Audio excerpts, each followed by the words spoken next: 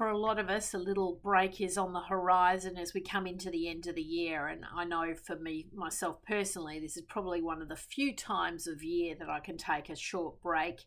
A lot of my clients go on holidays, so it's a perfect time to all sort of line up and take a break. But what I find is I like to have a few overarching personal plans during the break to make the absolute most of that break so that I do come back into my business totally recharged and refreshed and having completed some of my own personal goals. And so, I find a lot of people are on the treadmill of life and they get to the end of the year, and holidays can be very hectic with family and a lot of family pressure. And I think overall it's been quite a challenging year for a lot of people in business, as far as I can see, talking to candidates who've had a, pretty up and down kind of year. And so it's important at the end of the year to really recharge, take stock, and get that true downtime.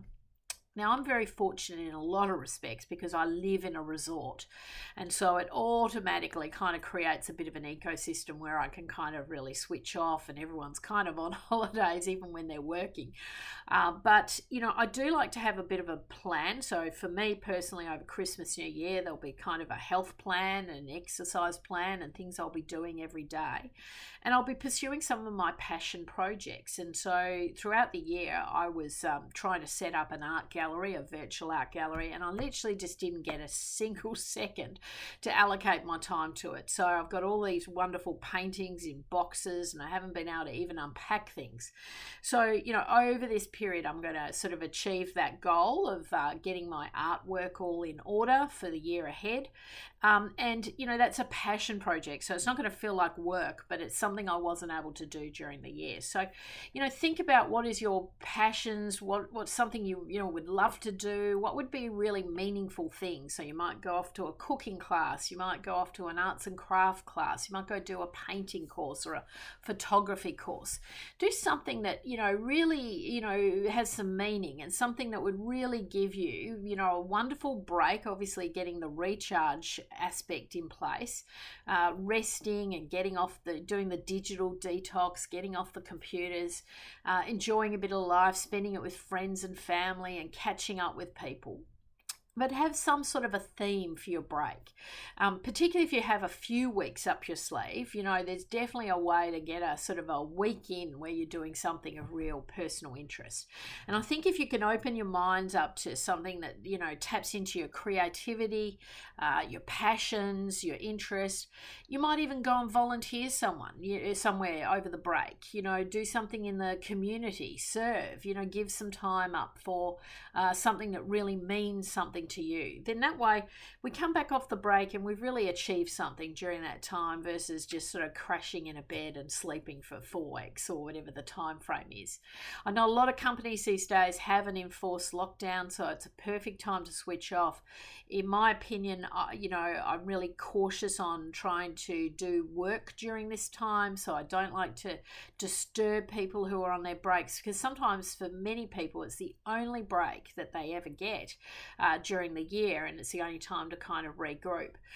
I'll never forget, it's kind of burnt in my mind, but years ago I was coaching and mentoring a partner in one of the big accounting firms. And year on year, he would spend his entire Christmas writing tenders. He was in a particular division of a business, and these tenders had to be written. And as a result, he was so distracted with work through the Christmas New Year break. And he confessed to me that he really hadn't spent any time with his kids. He didn't know his daughters. His daughters were having some problems later in life. And, he'd really missed out for several years. He was a partner for 10 years. So for 10 years, his Christmases were basically ruined by work. And I remember in my early days, our family had a car rental business. And of course, you could never take Christmas, New Year off because that was our peak season. And so very rarely would we actually have a Christmas. I was usually working at the Perth airport. My brother was detailing cars. And we might kind of get together in the evening, but it really didn't ever feel like Christmas. We kind of missed out on it. And I think back now, I don't have my dad, and, family very rarely gets together. And I think what a terrible missed opportunity that for so many years we never had a Christmas together as a family, because we were working in a business and that business is no longer here.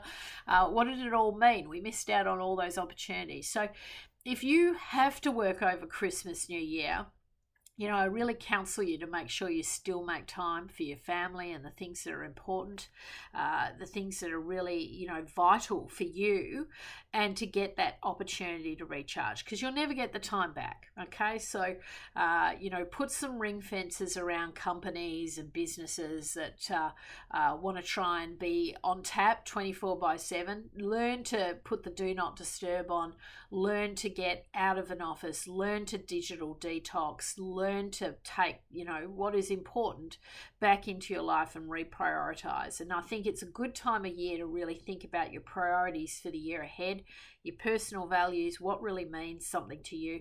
But I really hope you have a fabulous break and you get that opportunity to really, have a wonderful time. And I'm going to be using my time very wisely to recharge, but also pursue some real passions of mine. And I think it'll be a fabulous break. I'm really, really looking forward to it. Hope you are too.